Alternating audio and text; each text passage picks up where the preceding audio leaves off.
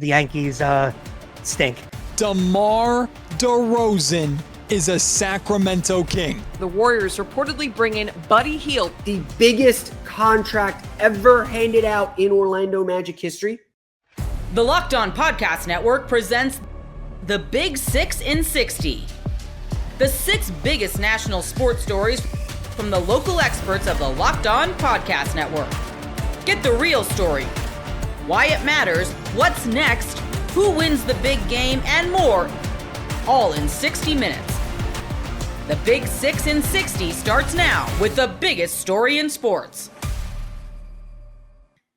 It could have been a 2 out of 3 win for the Yankees if Friday goes different. But of course, Friday went the way it went. And then Sunday, good Lord. No, Sunday should have been a win. I'm sorry. With the way Luis Hill pitched, I guess you could take the confidence out of the game with Luis Hill and look at the fact that, after 3 really bad starts, it looks like he kind of figured something out and he found something. That's a good sign. Yeah. But regardless, I mean, they can't beat Boston.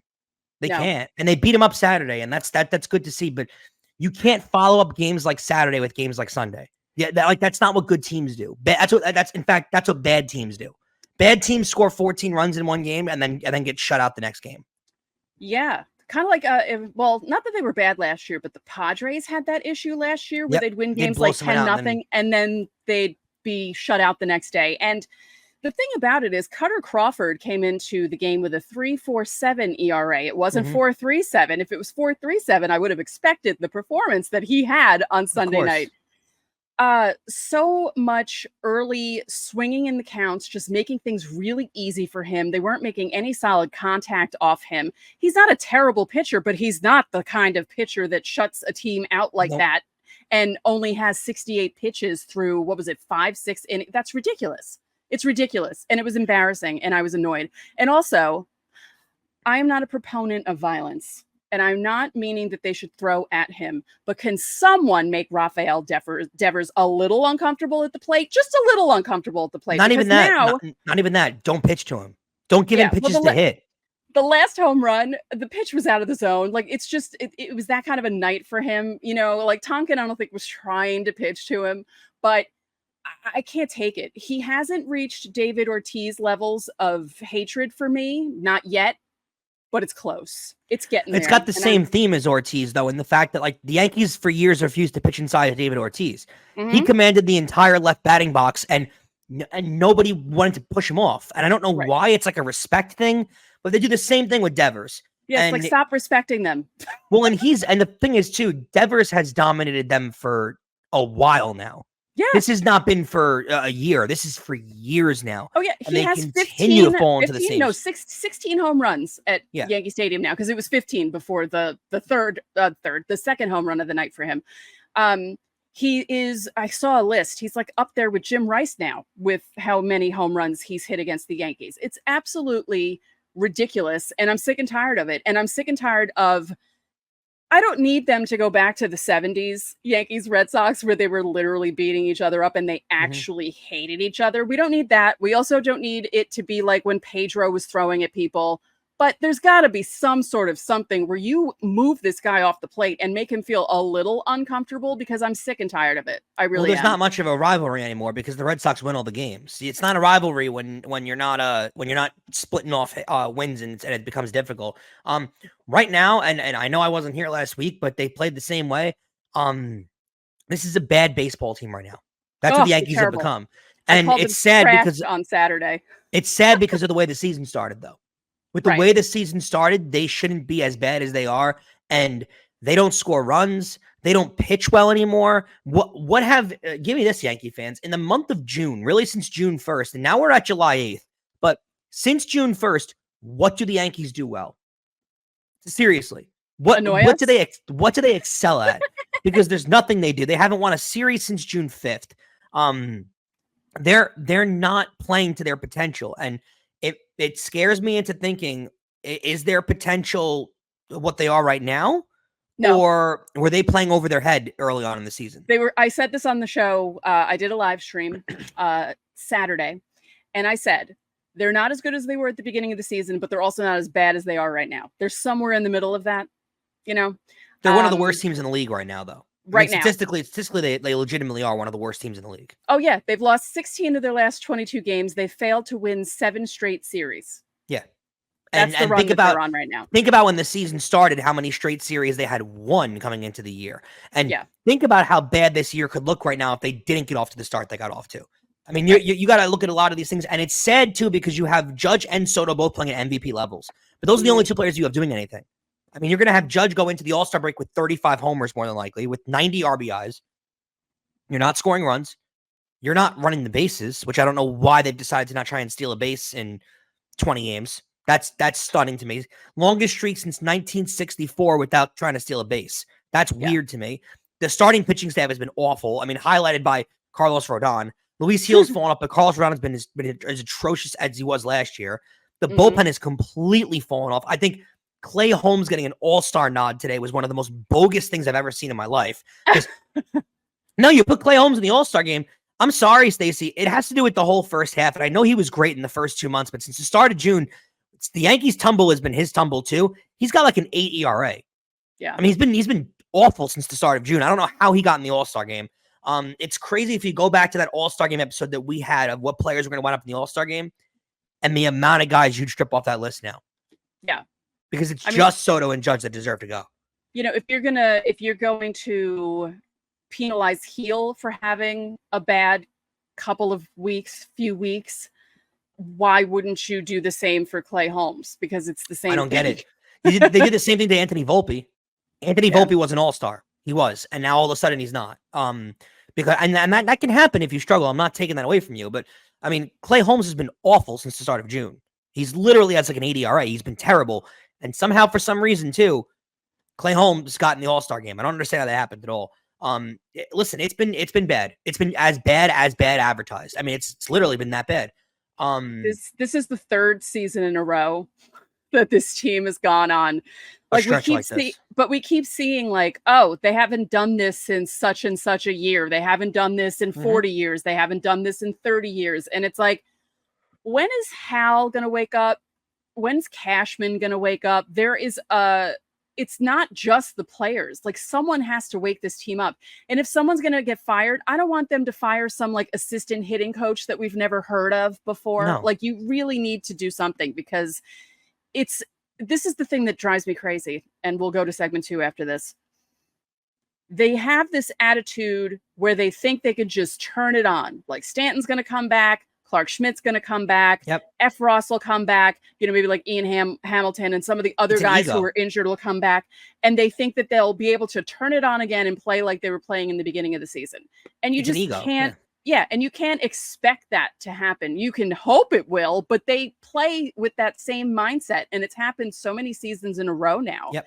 When are they going to learn that that's not the way things are working for your team? That's not the way that things work for the New York Yankees right now. Like, you really need to,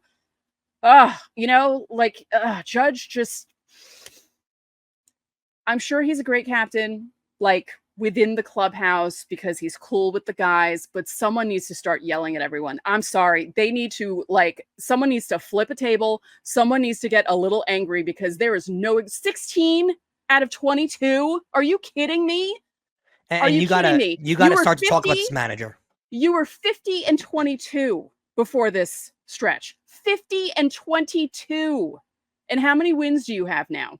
It's ridiculous. It's absolutely ridiculous. And I can't. Something needs to happen. Something needs to happen. We're gonna get into it tomorrow on tomorrow's episode. I've determined that. If you're a Locked On Yankees fan, you're going to want to be on segments. I mean, you should be on every segment, but segments 1 and 2 of next episode, we're going to go after some people, because it's been embarrassing. And no one's speaking up. No one's saying anything about it. Everyone's acting like, we've been on a little bit of a rut here. This isn't a rut. This has been for a month and a half now. Yeah.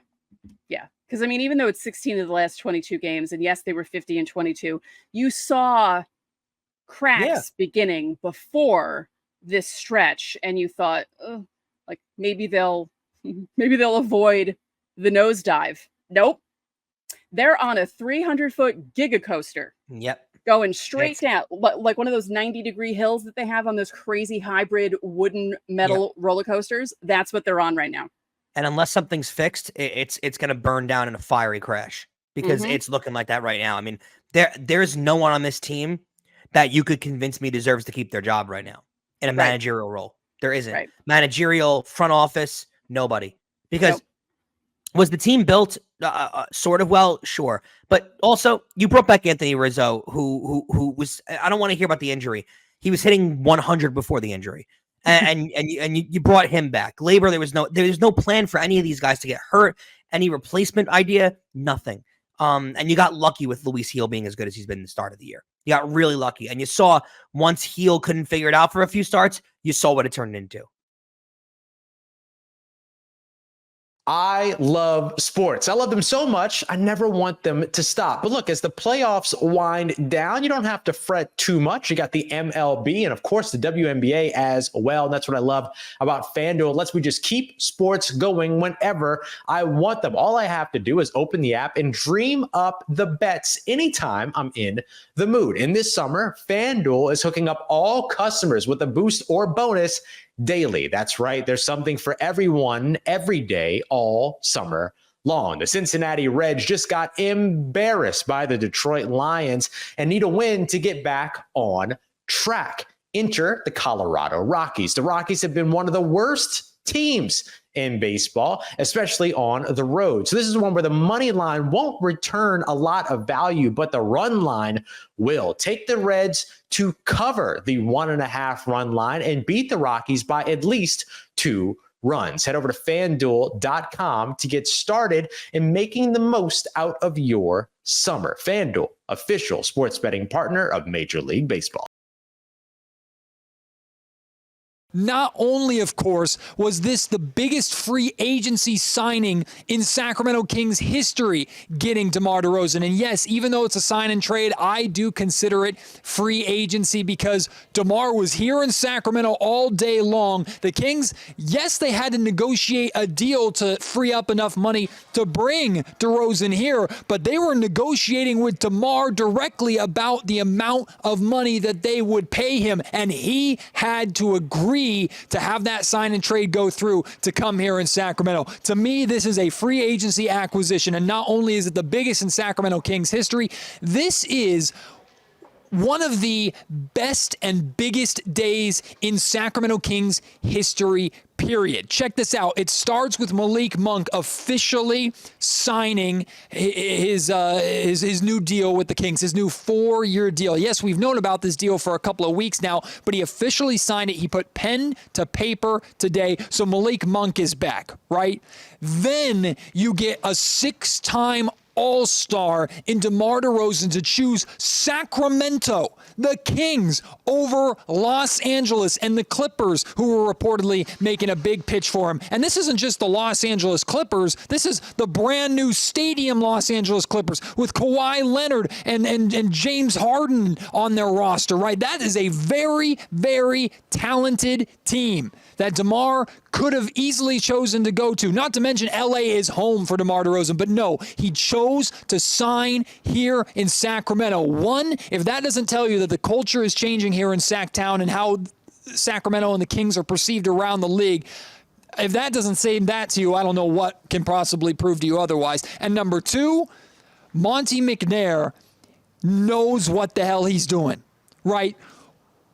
I've seen the criticisms of McNair, and believe me, his work isn't finished, right? In fact, the Kings are still in a position to do more this offseason if they want to, and they very well could do more. There's some who believe the Kings will do more. So Sacramento's not done. Monte McNair's not done. But what he's been able to do to get this franchise out of the playoff drought, to pull off the Domantas Sabonis trade that he pulled off, then on top of that, to convince Malik Monk not just to sign for the first time, but to re-sign here in Sacramento and to make that decision early. And you're going to hear from Malik Monk on this podcast. He explains why he made that decision early for Sacramento. And then to follow that up with signing a 6-time All-Star in DeMar DeRozan and taking him away from his hometown in Los Angeles. Boy, I mean, Monty has hit, time will tell if this is a home run or not, right? We haven't seen it on the floor yet. I believe it's going to work. I believe the Sacramento Kings got significantly better today with this news, but we haven't seen it in action, so I can't necessarily call it a home run yet. But Monte McNair is doing here in Sacramento what very few, in fact, none have been able to do before, and he deserves recognition and his flowers for that. So here's the whole DeMar DeRozan sign and trade that the Kings pulled off. A 3-team deal involving, of course, the Sacramento Kings, the Chicago Bulls, and the San Antonio Spurs. So the Kings get DeRozan on a 3-year, $74 million deal. Now, because of the sign and trade rules, the contract had to be a minimum 3 years. 3 years, $74 million. We don't know how that is split up. We don't know if the majority of the money is in the front of the contract and it gets cheaper as DeMar gets older.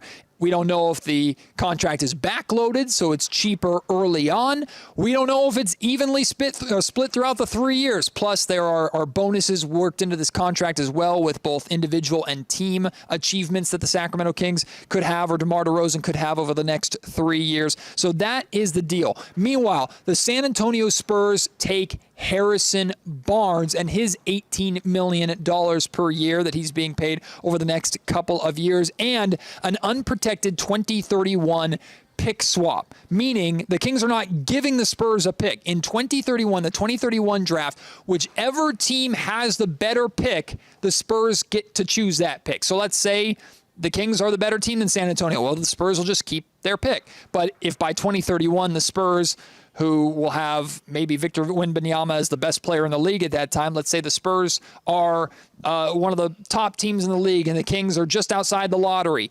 Okay, the Spurs will take the Kings pick because it's better in that sense. So the Kings did not lose a draft pick, a first-round pick in this deal, but they will swap their draft rights in 2031 with San Antonio. And then the Chicago Bulls get Chris Duarte and a couple of second-round picks in the deal. So the Kings did not have to give up a lot at all in order to bring DeMar DeRozan here. I'm going to talk about Harrison Barnes in a little bit because he's an absolute pro, and I'm going to miss him. We're going to miss him here in Sacramento. I'll talk about him more in a second. But a astronomical upgrade between Harrison Barnes and DeMar DeRozan in so many different ways, and you didn't have to give up assets in order to accomplish that. So, like I said, the Kings might not be done. We'll talk about that more in a little bit. But I want to talk about DeMar DeRozan, of course. There's so many things about DeMar that we could talk about. And believe me, we're going to hash out these conversations over the next few weeks. Hell, we have months to fill before we'll actually see DeRozan in a Kings jersey. So we have plenty of time to talk more and more in depth about how DeMar will fit with certain players and in Mike Brown's system and blah, blah, blah. But I want to address two things with DeMar, at least tonight. Number one is his age. DeMar will be 35 by the time this season starts. So he's up there in years, right? 35 is pretty old by NBA standards. That means he will be well on his way to 38 by the time this deal comes to an end. I think it's fair to say that the best years of DeMar DeRozan are behind him.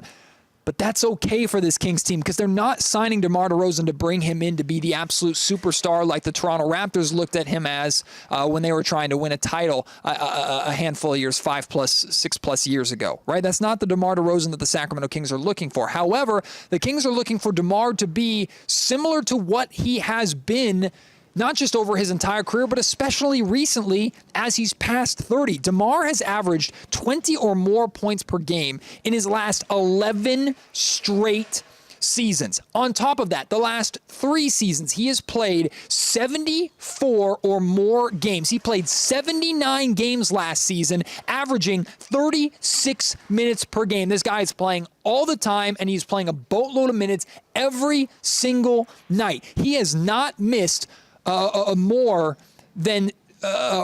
has not played less or fewer than 60 games in a season in his career. He is available.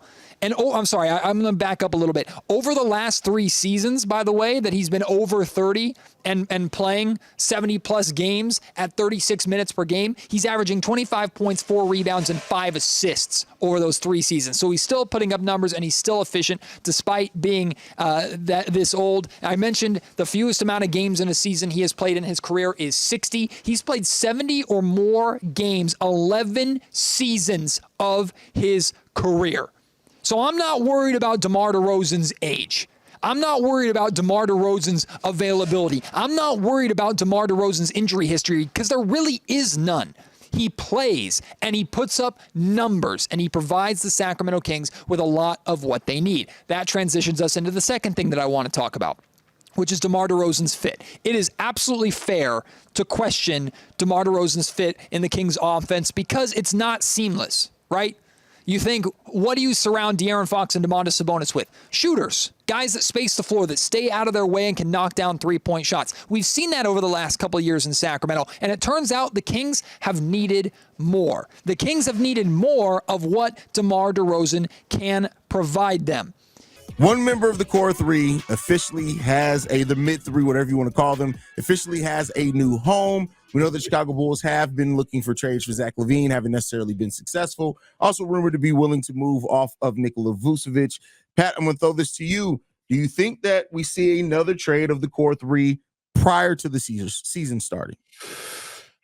I think if you're going to see anything, it's going to be Zach. But I don't know what team is all in on him now. Does Duarte and a Portland pick add to that now? Right? Like I don't see that being the case here. Do those, right now that you've gotten those second round picks back in, do you include the Portland pick and maybe those second round picks to move on from them? So it's like they were never here. I guess maybe I'd feel a little bit better about that if you're moving on from Zach LaVine. But I think that if any Bull would be moved, it would be Zach LaVine, and I just don't know how at this point they get that done. And the league is spoken. I'm sorry, right? Like that's the part that sucks, and you kind of have to wait until maybe there's a next time that the league can maybe reevaluate, and that's probably the trade deadline. And yeah, that's 50 games into the season just about, and it sucks. But I don't know why the Bulls are, unless you offer like a 2026 first round pick. I don't know why a team would just be like, yes, like we're willing to take Zach LaVine off our hands, even though we weren't. Because let's be real, now we've seen, and this tells you what they're telling you. Every single player that could have been moved before Zach LaVine has been moved.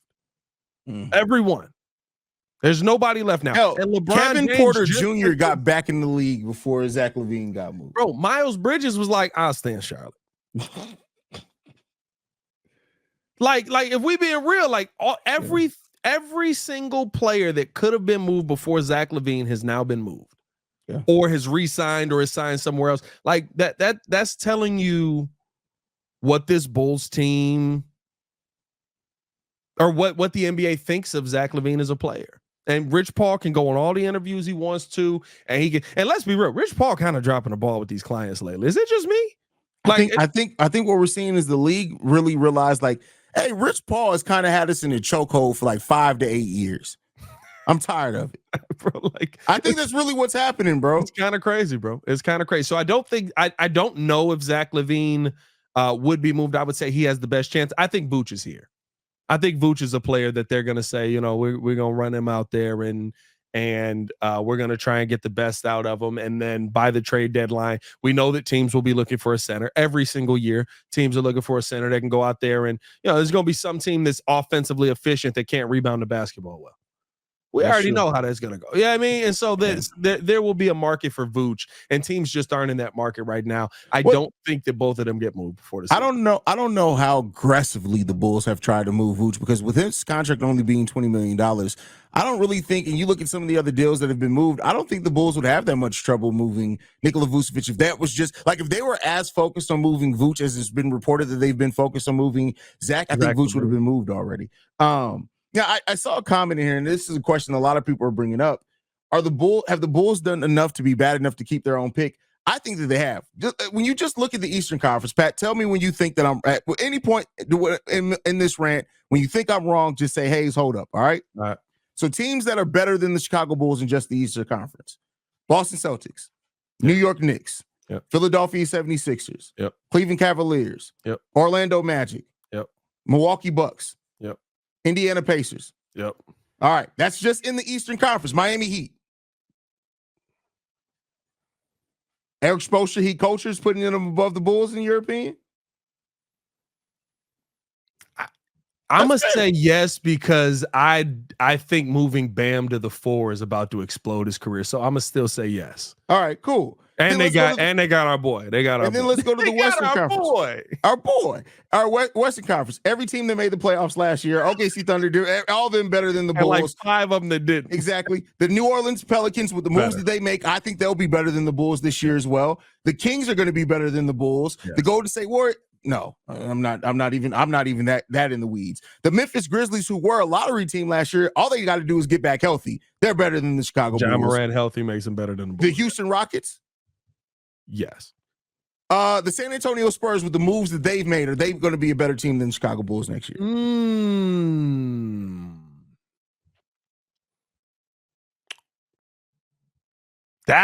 You know what? I'll put us in that range. Same range. I think that's kind of where the range is, because I think San Antonio will be. I don't think the Bulls are going to win 11 games this year. So I think the Bulls are probably going to win like 35-ish games, which still puts you in a losing season bad. I think that the Spurs probably take that level of jump with Chris Paul, not a bad veteran squad. Chris Paul, Harrison Barnes, and adding that to Wemby. Yeah, I can see that. So I'm just saying that, like, I've seen this a lot where Bulls fans are doubting if the Bulls have been bad. Are they going to be bad enough? Keep in mind, we still have the same 3-point shooting woes that we had last season. Yeah. We've gotten worse defensively than what we were last season as well. And it's a new team that, it's going to play a more exciting style of basketball with getting out in transition more. That doesn't necessarily, more exciting doesn't mean more wins, is what I'm saying. So, but you know what? And I think here's the thing. That all depends, right? It depends on. You do look like you are extra in Vice City. I just been trying to put like the people walk in the background of GTA Vice City. You definitely like. I'm sorry, but go ahead, continue. Hey, man, listen, don't hate on me because I'm beautiful, baby. No, hey, I just think you look bad. I'm just saying that you look like an extra. Like if you were standing in the background of Vice City, you feel right in. I look like that dude that accidentally gets shot. That guy. This is minding their own business. Yeah, he was just walking. But no, I think that this is all very dependent on we know what the Bulls' faith is. The Bulls' faith is that Kobe White is going to take a step. Patrick Williams is going to take a step. Josh Giddey is a piece that moves. So right now, I do agree with you. Yeah. If Kobe White becomes a 25-point per game player because of the moves made this offseason, that changes things. If Josh Giddey turns into the 16, 7, and 6 guy, or 7 and 8, whatever he was when Shea was out, that changes things. Right now, you're having a different conversation on the team because now you've got a team that, are they leaps and bounds better? No. Mm-hmm. Can I see them competing for like a 7-8 seed? Yeah, because to me, that's a team that has a little bit more. You think this team that couldn't win 39 games last season can compete for a 7 or 8 seed?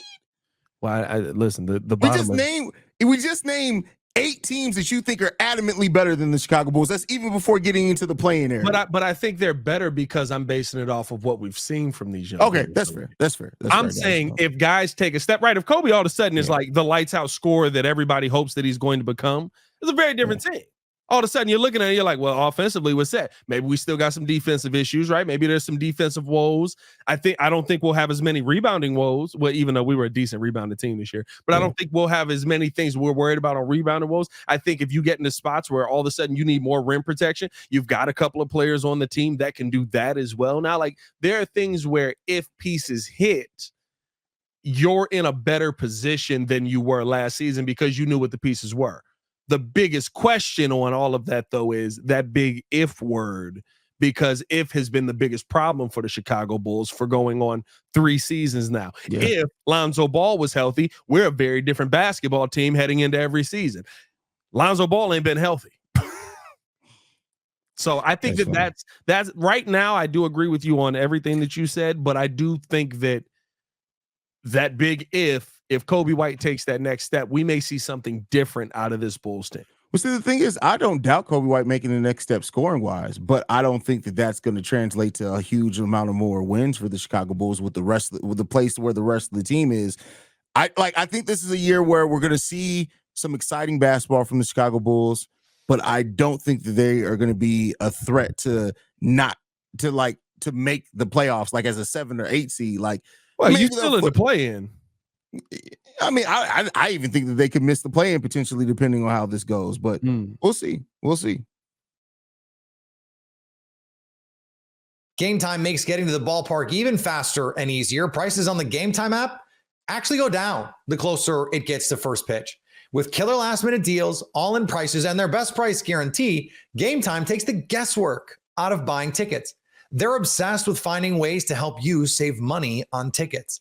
Game Time has deals on tickets right up to the start of the event. Have you heard how many times I've said the word tickets? They're obsessed with them.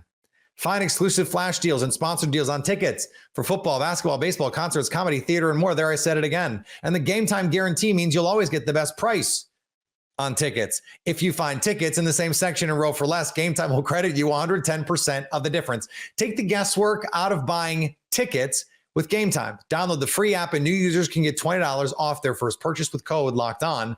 Terms apply. That's code Locked On for $20 off your first purchase with Game Time. Download the Game Time app today. Last minute tickets, the lowest price guaranteed.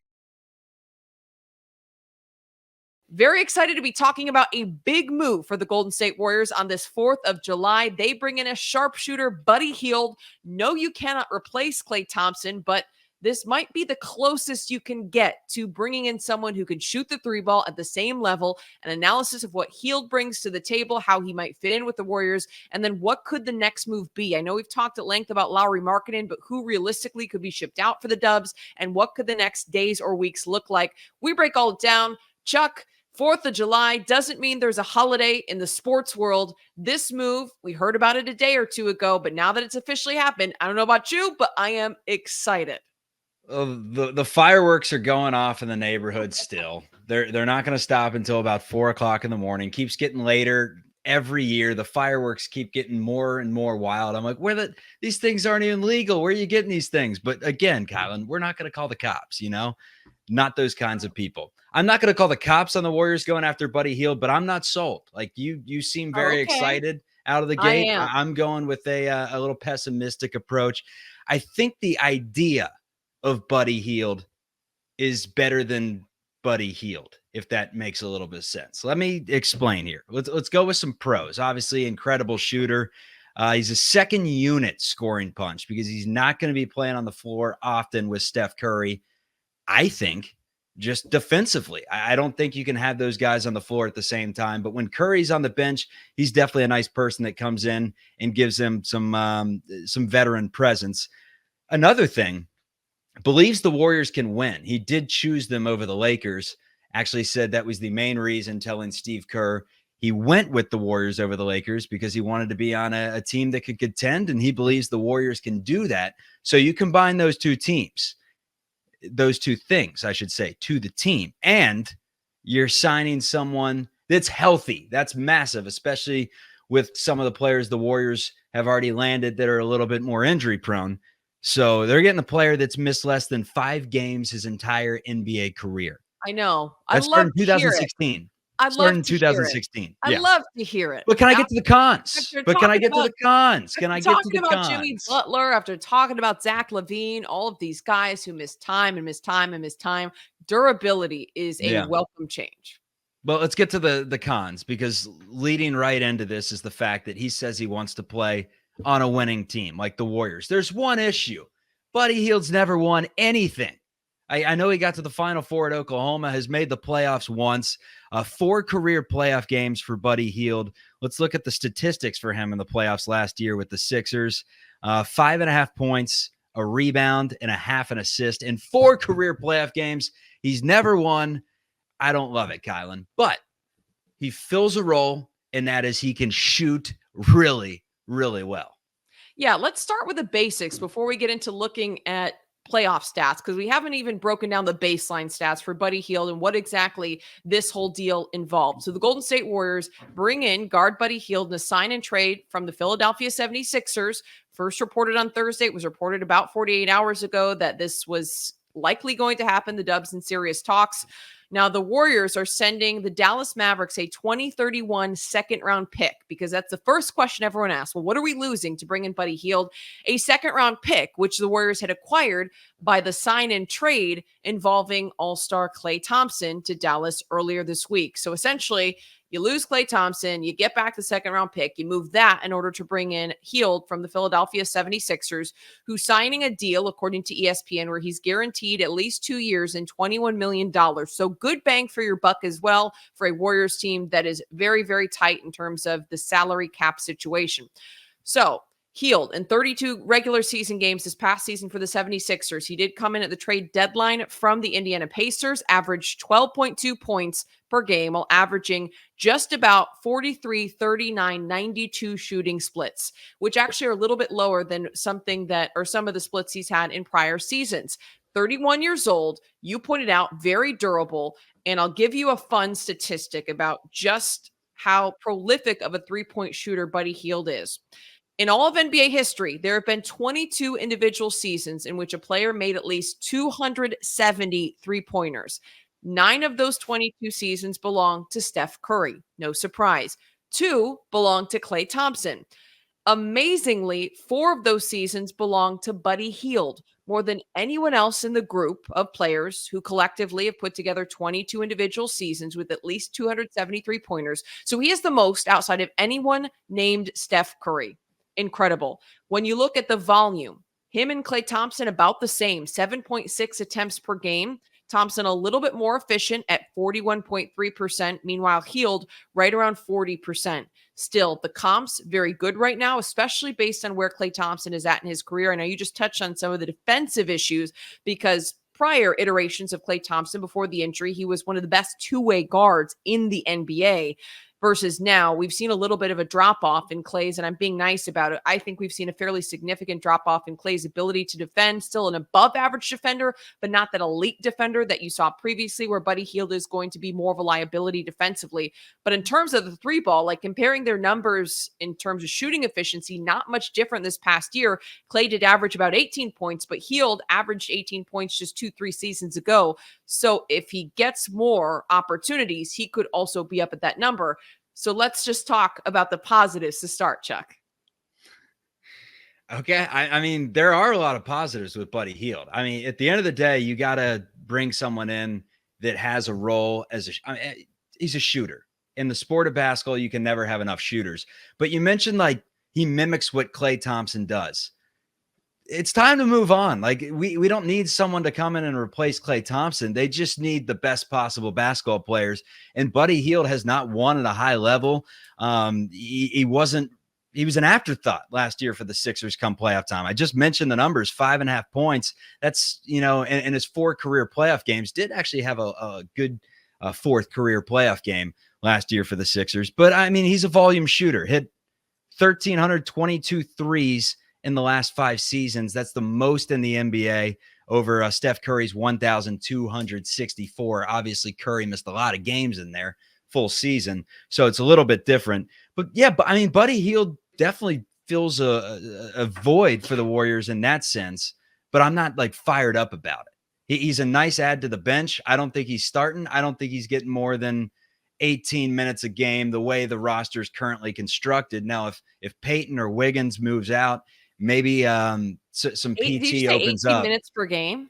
Yeah, he averaged 25 last year. I think 15 to 18. What about you? I think that's insane. I think Buddy Hield is going to be a key piece of the bench. He should be one of the guys who's leading the bench in minutes. I expect 20 plus. I expect closer to 25 minutes per night. Yes, I do think you have to be careful in terms of spacing out and regulating his minutes alongside Steph Curry because of the defensive concerns. But still, there should be plenty of opportunities. You're looking at a prolific three-point shooter who can space the floor, and that's exactly what the Warriors need. You don't need someone to come in and beat Klay Thompson, but you need someone to come in and help space the floor and spread defenses out, whether it's starting, whether it's coming off the bench. And let's face it, Klay Thompson's role is supposed to be coming off the bench. You move one of the greatest shooters of all time. While, yes, he's maybe in the sunset of his career, Klay Thompson has been a prolific three-point shooter. You do have to make up those numbers in some way, shape, or form. He doesn't have to be Klay, but to bring in a player who can also shoot the three ball at a high volume while shooting about 40% from beyond the arc, that is definitely exciting. After Klay moves on, a lot of questions about who else do the Warriors have on this roster that can shoot the three ball.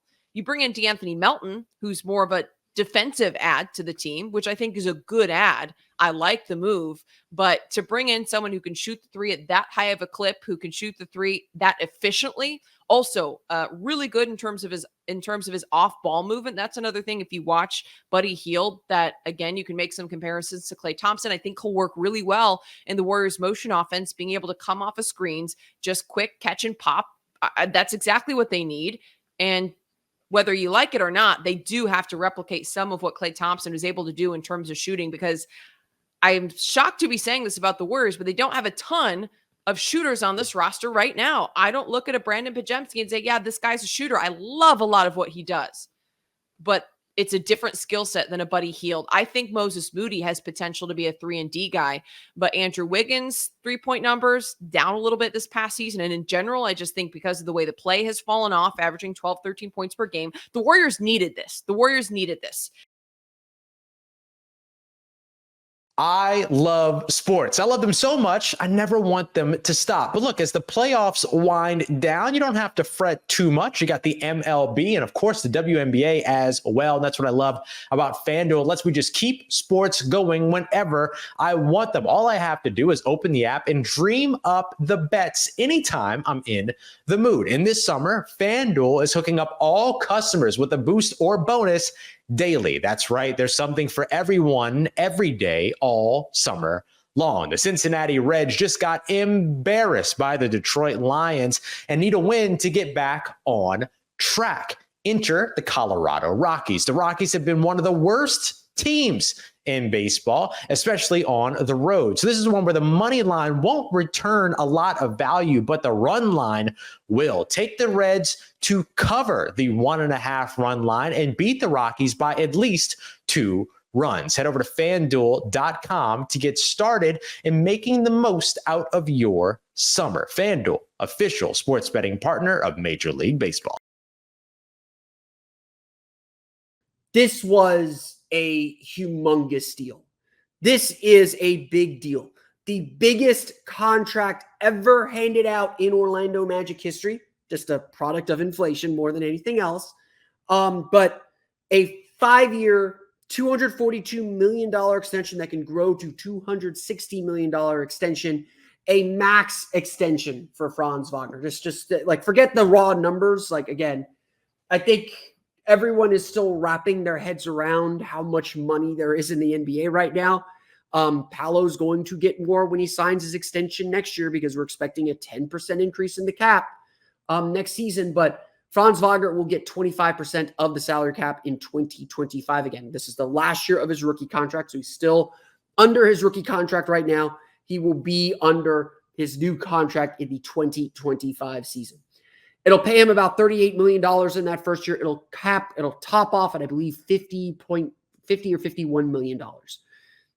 Again, don't get so wrapped up in the numbers. Don't get so wrapped up in everything else. This is about, this is just the reality of the NBA. But more than anything else, a max contract is a status.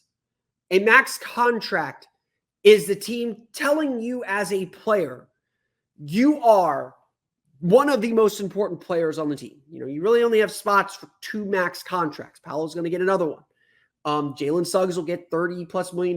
But as a function of importance, who you decide to pay, where you decide to invest your money, that is a major statement. And look, there's been a lot of narrative going on about the decision to max Franz Wagner. And I will admit, it is a risk. I think there was room for debate. I think the Magic could have very easily said, hey, you're going to put down a deal for $35, $36 million, something so close to the max, but not quite the max, and tell them, prove us wrong. This deal is going to be there for you when you get back. It doesn't matter. That deal is on the table. We are cool with it no matter what happens, barring catastrophe. That deal's on the table. Go play for your max. They could have very easily done that, and that might have actually been the right decision. But having said that, if you believe a player is a max player, and with the numbers that Franz Wagner puts up, 19.6 points per game last year, career high, he had almost 4 assists per game, 6-7 rebounds per game. with such an important player, with a player who makes such a big impact for this team. They didn't go get Paul George. They didn't, if they ever were in that running, they didn't go acquire another star player because they believe they have one. And look, at the end of the day, you got to believe in your guys. That ultimately, that's where I come down on this. If you're debating whether Franz is a max player or not, and he's certainly in the running and in the conversation to be a max player, it's a debate worth having. You can agree or disagree with it, but it is a debate worth having. If you are having that debate and you ultimately decide yes, you better just pay him now. If you're deciding no on that, it's not that you should ever give up on a 22-year-old, but that's when you got to start shopping. That's when you got to start thinking, is this really the guy? At the end of the day, this is the statement the Magic have made. We believe in what we're building. You can see that in every single thing the Magic did this offseason. We're going to talk more about that tomorrow. But in every single thing the Magic did this offseason, they doubled down on themselves. They doubled down on who they are. We will talk about this tomorrow a little bit more. We're going to get to Summer League on Wednesday. We will hear from the Summer Leaguers on Monday afternoon.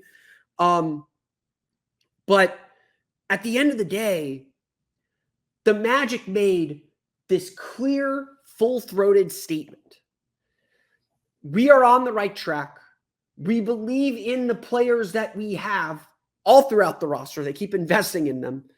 And we're going to invest in our best players at the highest level. Now, we will talk about what Franz has to do to make good on this max, because there is a lot of criticism out there on this deal, and I do want to address that. But at the end of the day, what the Magic did is they committed to their foundation.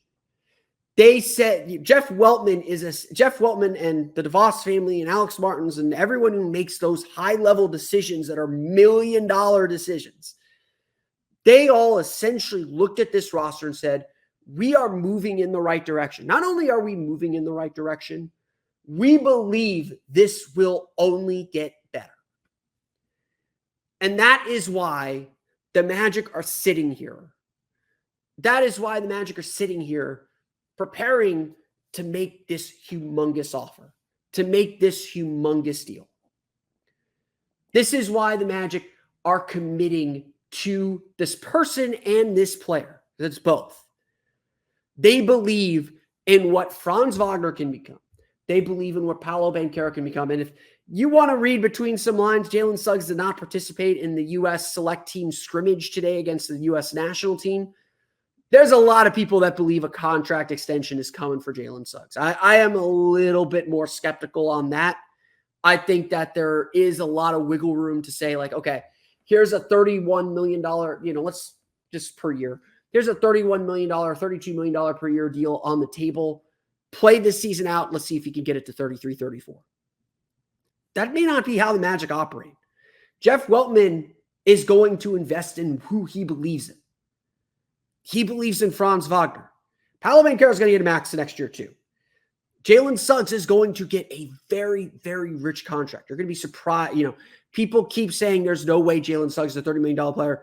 Yes, he is. He is going, he is looking for Emmanuel Quickly money, and I am not, I would not be surprised if he gets it. And if the Magic are being proactive with these young players and inking these deals now so they don't have to worry about them this summer, that's not, that is them believing in this team and believing in this foundation. And what reason wouldn't they have to believe in it? Why wouldn't they believe in this team? They keep getting better. They keep improving and winning. And this is an investment in future progress. This is an investment in what the team will become as much as anything else. The Magic believe in Franz Wagner, and that is why he is getting a max contract. Game Time makes getting to the ballpark even faster and easier. Prices on the Game Time app actually go down the closer it gets to first pitch. With killer last minute deals, all-in prices, and their best price guarantee, Game Time takes the guesswork out of buying tickets. They're obsessed with finding ways to help you save money on tickets. Game Time has deals on tickets right up to the start of the event. Have you heard how many times I've said the word tickets? They're obsessed with them. Find exclusive flash deals and sponsored deals on tickets for football, basketball, baseball, concerts, comedy, theater, and more. There, I said it again. And the Game Time guarantee means you'll always get the best price on tickets. If you find tickets in the same section and row for less, Game Time will credit you 110% of the difference. Take the guesswork out of buying tickets with Game Time. Download the free app and new users can get $20 off their first purchase with code Locked On. Terms apply. That's code Locked On for $20 off your first purchase with Game Time. Download the Game Time app today. Last minute tickets, the lowest price guaranteed. Khyree Jackson always had that big starry-eyed dream in a way that only someone, I think, in like their late teens, early 20s can, which I think is also worth admiring and perhaps emulating, even if you're past that part in your life. That there is very much like a will not be denied persistence to it. Also, unbeknownst to his mother, he was emailing other community colleges for another chance at playing JUCO football the next year. He would get a bite from Fort Scott Community College. At this point, by the way, he kind of figured football was basically over and he was really going into the 2K thing. But he gets an email back from Fort Scott Community College, and he goes to there. He would take that deal, and this place sucked. It's a community college. He was sharing a dorm with like 24 other people, sharing a bathroom with like 24 other people. It was like dingy. The description in the Alec Lewis article is fantastic. Alec Lewis is such a great writer. But suffice to say, these were not comfortable conditions. But it was different here.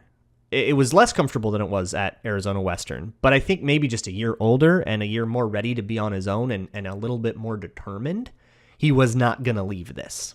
And I think that might be that's like an inflection point here where you realize, okay, this is a serious pursuit. And it's no longer a pipe dream. This is a mountain that he is climbing. And the conditions here and all that are not going to, that's the last thing that was going to deter him. Also, to this point, he had played receiver. He played receiver mostly in high school. He played receiver at Arizona Western. I think he didn't even make it to the first game. Maybe played like one game there before he left, but he was a receiver.